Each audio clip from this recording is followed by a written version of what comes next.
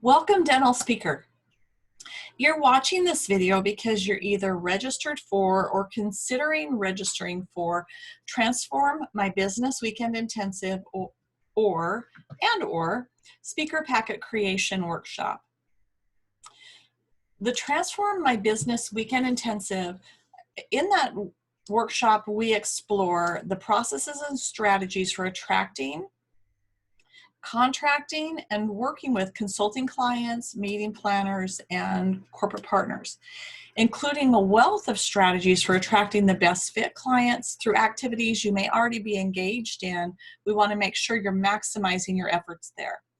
We'll lay out a strategy for your business that clarifies and grows multiple revenue streams. And you'll leave with a well thought out strategy you'll leave with a well thought out strategy. You'll know where to get help and which steps to take next. In the Speaker Packet Creation Workshop, we explore the elements of an effective speaker packet. You'll learn formulas, see examples, and gain resources and tools to help you create your improved speaker packet. In both workshops, you'll see the importance of the dental speaker's three-part strategy for launching and growing a successful speaking and consulting business. It really boils down to three things: vision, strategy, and taking action. Now, in order to maximize our time together during the workshop, I'm providing this video as pre-coursework. You'll maximize your investment and move your business along further and faster if you do this work before the session that we're going to have together. If you have any questions about either workshop or this pre-coursework, just shoot me an email, info@thedentalspeaker.com. I'm happy to help. Okay, ready? Here we go. Step one of our three-part strategy for growing your business is have a vision. Specifically, a life vision. We want to define what you want to do, be, and have. We want to create ultimately a business that's going to support and align with your life vision. Our environment and our experience shape us. Both our personal and professional environments and experiences have brought us to where we are today. Would you agree? For the purpose of this exercise, we're going to look at what you want to achieve or have in your personal life. This will be a guiding light and a driver in achieving business success. And it's fun. Now, I have childhood memories where there was always a cat involved. I grew up in a farm environment. We had horses, cows, dogs, rabbits, I mean, you name it. We had so many animals, an orchard and a garden and big yard to play in, and there was always a cat in the yard. I really, truly thought pretty much everybody had cats because many of my neighbors did. And it wasn't until adulthood and I lived somewhere else that I realized that, no, that's not the case. But, you know, I think my mom might be the reason I'm a crazy cat lady. When I remember as a kid, waking up in the morning, coming to the kitchen looking for breakfast because I could smell it. And if she wasn't in the kitchen, I knew where she was. She'd be out on a backside of our kitchen. We had a door right outside to the carport, which, think about it, for those of you who don't have the car next to the fridge. I mean, how wonderful is that for unloading groceries? But she would go right out to the carport, which had three sides that were sheltered. And especially in the winter, she would have boxes with blankets in them for the strays. And it seemed like every stray in the neighborhood knew that we had a welcome mat out to come to our backyard because she'd have food and water for them there, and she'd be petting them and talking to them and wishing them good morning before she finished up our breakfast. And yeah, that was a pretty cool experience, and that environment definitely shaped me. It wasn't only at home, it was also at my grandmother's house, where she actually had animals in the house. We did not, because my dad was allergic. But waking up at grandma's house when I'd spend the night and have a dog on one side and her Siamese cat on the other definitely made an impression on me. But you know, I wasn't a crazy cat lady. I like cats. We've always had cats and dogs. But you know, they were my pets, and I wasn't really that into it. But that environment and those experiences shaped me. And now, as an adult living in the Phoenix area, where the Arizona Humane Society estimates we have 250,000 free roaming cats. That's over 250,000. Picture that. Outdoor community cats that are living on their own. It was about 9 years ago that I actually became a cat activist. That summer, while walking my Dobie, I ran across 2 different litters of kittens, and that was the first time I'd really started feeding them. You know, I was well into my 40s by then, and had started, had never really taken care of the outdoor cats, even though we all know they're there. So I started bringing food and water for them, and several months later, I was finally able to catch with my hands Einstein, and he was our first rescue. Now, Einie is a black, long-haired tuxedo cat, which means he has a little white bow tie, and he's got crazy white hair coming out of his ears, lots of it, which is why our daughter named him Einstein. So he was the first of 55 cats that we've rescued in the last 9 years. We work with our HOA here with our homes. We probably 100, 150 homes in this development. And all of those cats have come from here within the HOA, where we adopt out those that are adoptable. Those that won't do well inside a house, we will trap, neuter, and return, where we will continue to care and feed for them daily and vet them when needed.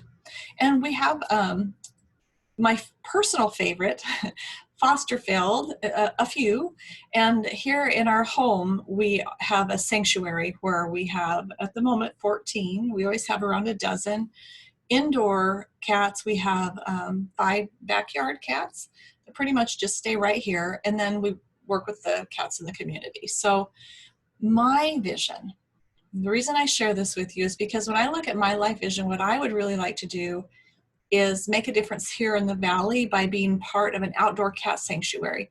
There are a couple of examples of this, for instance, in Lanai in Hawaii, and then in Fresno in California are 2 that come to mind that are large outdoor cat sanctuaries where you can help many more cats.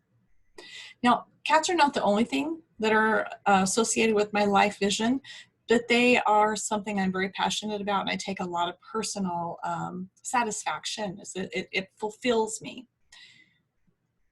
What for you is cats for me? What in your personal life, we're definitely talking personal, so if you find yourself thinking something that has to do with your dental business, I'm really meaning what in your life is for you like cats is for me. Now, understanding that the success of my business is directly tied to my ability to help more community cats is a driver. It gets me up in the morning. The more profitable my business, the more cats we're able to help. The Cheshire Cat in Alice in Wonderland said to Alice when she arrived at the fork in the road, and she asked him, well, which way should I go? And he said, well, where do you want to go? And she said, I'm not sure. And he said, well, if you don't know where you're going, any road will get you there. Speaker, consultant, if you don't know where you're going, any road will get you there. Where are you driving your bus?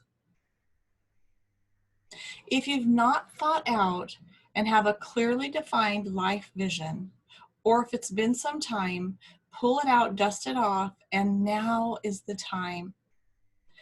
This is your starting place. We want to identify up here our ideal, like where are we going in our life? Our business, we love our businesses. I love my business. I will be in business until I can no longer do it, physically, mentally. But at the end of my life, there's these things, this life vision. Our business strategy is going to be the structure down here that supports it. I want you to think about, what would that be? Some examples of how to write your life vision. You only have to Google life vision and you'll find dozens of examples. Find something that works for you, or a really great resource I recommend to every client, Making Money is Killing Your Business by Chuck Blakeman. Chuck spoke at our Jumpstart conference last year as a keynoter. makingmoneyiskillingyourbusiness.com, or you can find him on Amazon. He has great exercises for life vision. In fact, my life vision follows his format. Also for business strategy, which is step 2, we're going to get to in a minute. He has examples of both. In my book, I've given you other examples. So you think you want to speak in dentistry? If you've registered for the course, you already either have a copy of this or I've given you a link where you can download it. If you've not yet registered and you'd like a copy, I'm happy to share it with you. Just shoot me an email, info@thedentalspeaker.com, and just put complimentary ebook in your subject line. I'd be happy to share it with you. So in this book, I go through all 3 of those steps. Excuse me. And so in step 1, under vision, I give you a couple different examples, and I show you an excerpt from my vision. I don't need to read your vision. You don't need to share it with anyone else. It's just important that you have done it. One other quick way to help you zone in on what should I put on my vision, because sometimes that throws some of us. I don't remember where I ran across this exercise, but when my husband Jeff and I are pretty active and we like to hike, and sometimes we'll take pretty long hikes where you're gone for 4 or 5 hours hiking. And after a while, you pretty much talked out what you have to talk about. And so one of us will say to the other, so what did you do with your $1 billion today? What did you do with your $1 billion today? If money were not an object that you had to think about, if money was of no concern, if you had $1 billion, what would you be doing today? What would you be doing in the next 1, 3, 5, 10, 20, 30, 40, 50 years? What would you do with your existence on this planet? That's what I'm talking about. What's the vision for what you really want to accomplish while you're here? If you're not sure, just jot down what you think it might be. It's flexible and you can change it. Now, what I'd like you to do is take 5 minutes now. I'm going to ask you to pause the video in just a minute. Pause and then take 5 minutes to jot down your thoughts around life vision. Think about what activities, causes, passions would you pursue. My life vision is written in a way that talks about my typical day, where I get up and I meditate, walk, take care of my animals, put in some hours at work. It's like I lay out what would be like the ideal day. You can do it however you'd like. Go ahead and push pause and take 5 minutes now to jot down your thoughts. Okay. Did you do it? This is a really important piece. I hope you did. When you first invest the time and soul searching to determine the life goals that you're seeking, we will then create a strategic plan that can guide that life and business journey by supporting it. That leads us to step 2 of our 3-part strategy for growing your business. And this is strategy. So step 1 is have a vision for your life. Step 2 is have a strategy for your business. When I think of a strategic plan, I think of a blueprint for a business. And I also want to know that my business structure is going to be able to align with and connect and support my vision up here. Think about a bar stool. And you've probably seen different types of bar stools. Maybe some have 4 legs, some have 3 legs, even some have 1 leg, like an ice cream shop might have a bar stool that has 1 center leg holding up. You want to have a business that has multiple legs, multiple ways to support that business. For instance, as I record this mid-2020, we're right now going through COVID. When something unexpected comes along that affects your industry or affects your business, you want to have more than one revenue stream, more than one way to support that business. So think about your legs of the stool as your profit centers or your revenue streams. I'd like you to identify what those would be for you, for your business. Now, what would some of the typical profit centers be for a speaking and consulting business? That's two of them right there, right? So you could label, however you lay this out, if you want to lay out columns or if you want to go down a page, there's some examples in the book, different ways to lay it out. Step 2. If we have, I'm going to do them as steps, as legs. So if we had speaking, consulting, we might also have product sales, we might have online education, which could be under one or the other here, but you could also have it as a separate. You might have something else. For instance, in my business, we have dental speakers. I have those, speaking, consulting, product sales. I have Dental Speakers Bureau, which is a different kind of thing. Dental Speaker Institute, which is a different kind of thing than those. We are an S Corp. My husband and I are in business together, and he has a photography business, and that has a revenue stream.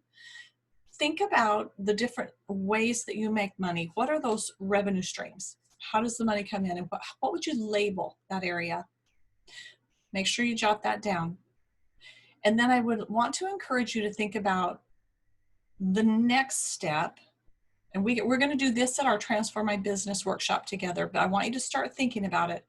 What could some of the ways to make money be in each of these revenue streams? So for instance, in speaking, many times we just tend to think, oh, that's getting hired to speak at a meeting. We call that speaking on the circuit.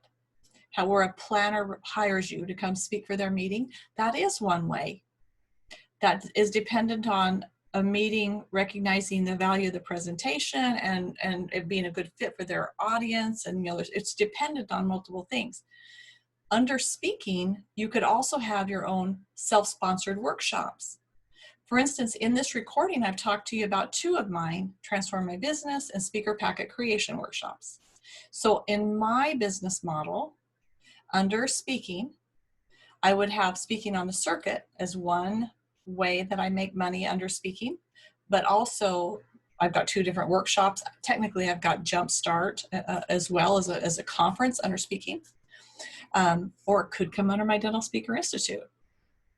So there's not really one right way to lay this out as much as it makes logical sense to you, you understand it, and you're going to utilize it. Here's what I'd like you to do.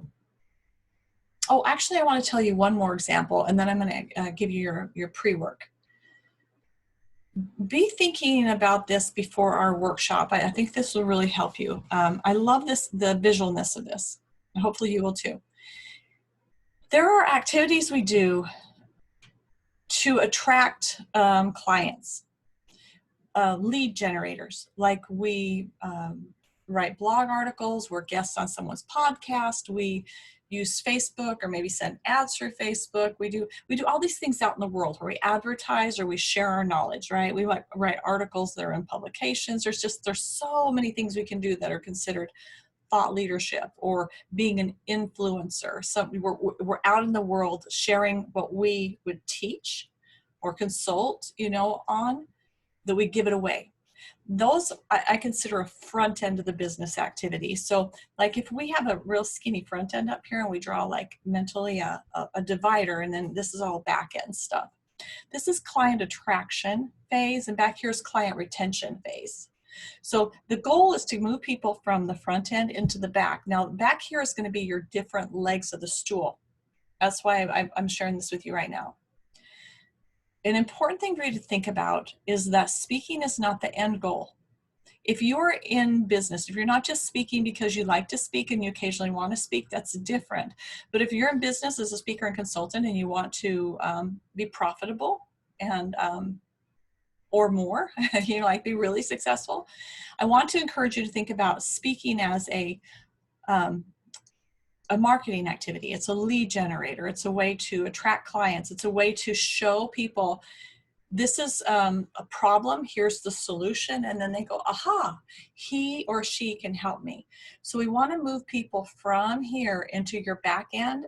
This is what we're talking about. On that back end, start thinking about, could you do your own workshop, virtual or in person? Could you do online education? Could you write a book? Could you have a podcast?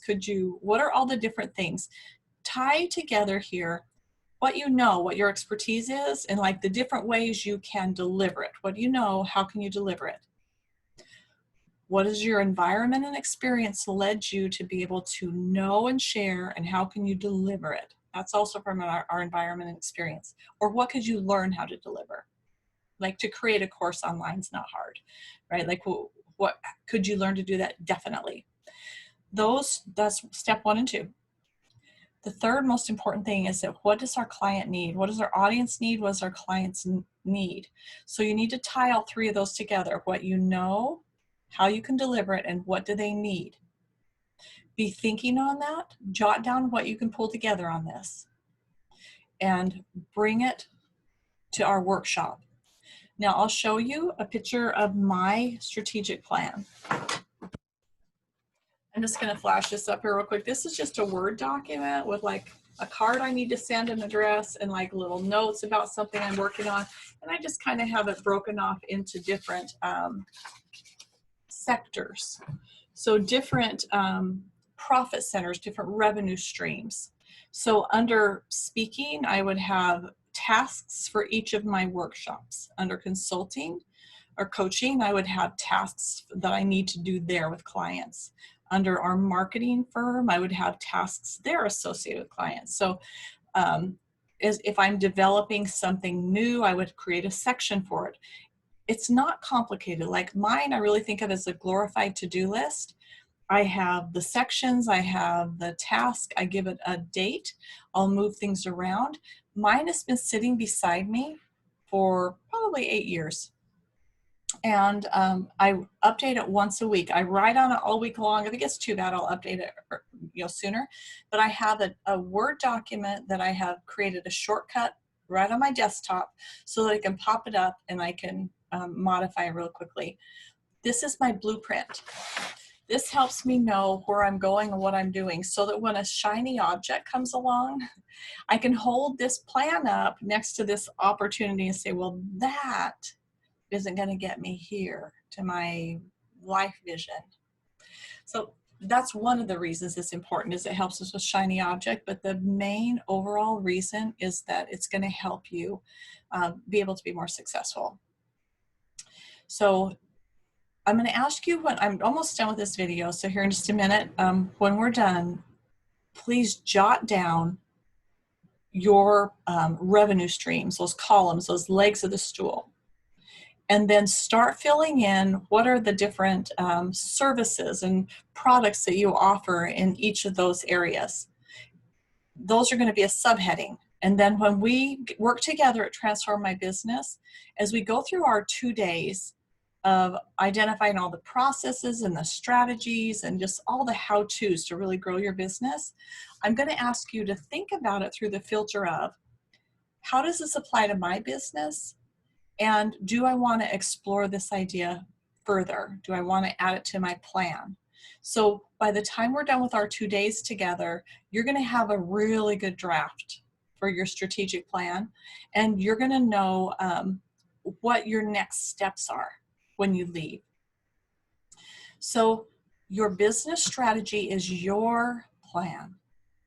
It's essential, and it's your commitment to you, to where you're driving your bus. It helps you avoid the shiny objects, and it helps, it represents the Cheshire Cat's wisdom of knowing that you need to know where you're going in order to get where you want to be. Obvious, right? But many times we don't have this done. It's just, we didn't take the time. We jumped right into what do I want to speak about? So we need to do step 1 and step 2, and then we start working on your presentations and your business. Remember that both of these will be flexible. However, the more both are honored and respected, the faster you'll find both personal and business fulfillment and success. I look forward to working with you soon in our workshop. I love these workshops, and they're pretty interactive and they're a lot of fun, and we learn a lot. I want to leave you with the thought: what for you is cats for me. Let that vision and your passion be the fuel that feeds your internal fire and propels your speaking and consulting business to great heights. If you have questions with your homework, reach out to me, info@thedentalspeaker. I'll be seeing you soon. Thanks so much for listening in. Bye-bye.